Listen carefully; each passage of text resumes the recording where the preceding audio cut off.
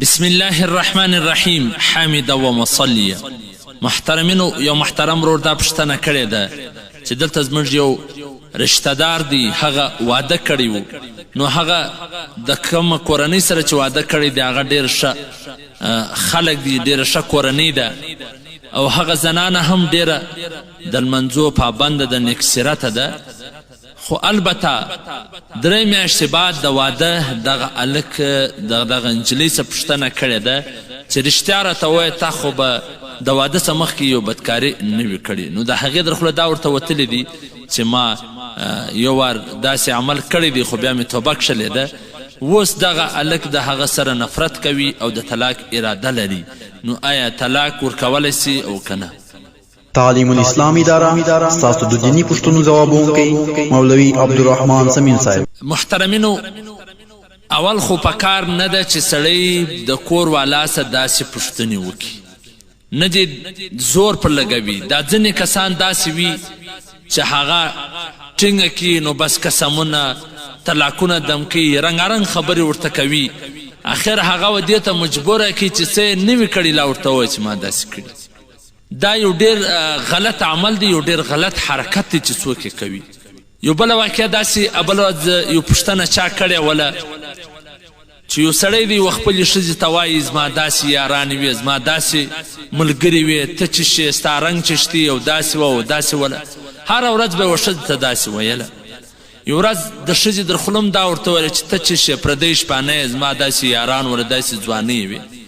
نو خبره و جنجال ته راووتله، آخر و طلاق ته ودرېدله.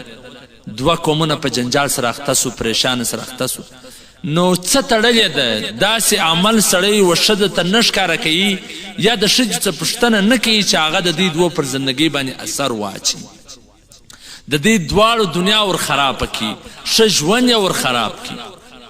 سړی دا ورته ووایي چې د واده څه د مخه دې څه کړي دي، څه عمل دې کړی دی، په هغه باندې توبه و استغفار وکړه.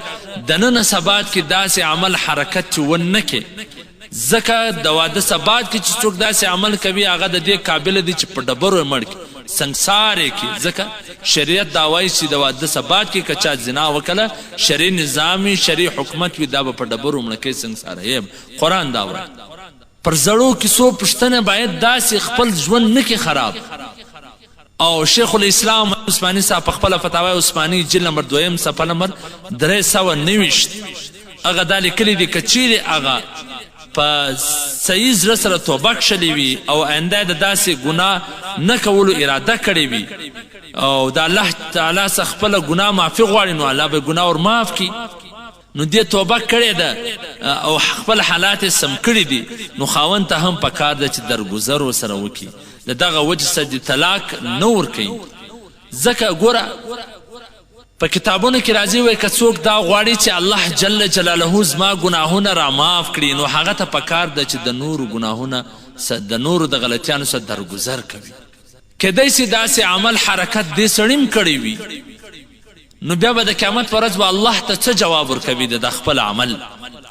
پکار نه ده چې طلاق ورکول سي، بلکې دا خبره دی د ذهن څخه وغورځوي او نه دې په خپل ماحول کې نفرت پیدا کوي. انسان دی غلطي د جنس سوې ده، معافي یې کښلې ده او د الله څخه هم معافي غواړي او د آینده د داسې کار نه کولو عمل اراده یې هم کړې ده، نو په کار دا ده چې طلاق نه ورکول سي، نه دې د طلاق اراده کوي. او داسې زه دا ټولو ته وایم چې داسې پوښتنې دې هم څوک نه کوي او دغه زنانې دې هم داسې نه ورته وایي.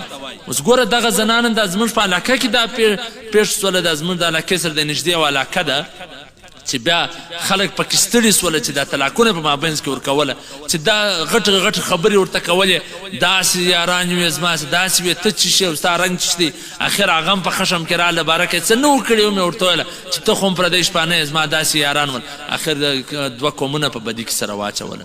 باید پر دغه موضوع باندې خو خبره هم ونه سي. سړی خپل ژوند په خپله نه کې خراب، نه خپل ژوند په خپله په تبر ووایي. الله جل جلاله دې موږ ته صحیح عمل را په نصیب کړي او الله دې زموږ د دغه کارونو څخه محفوظه وساتي. والسلام.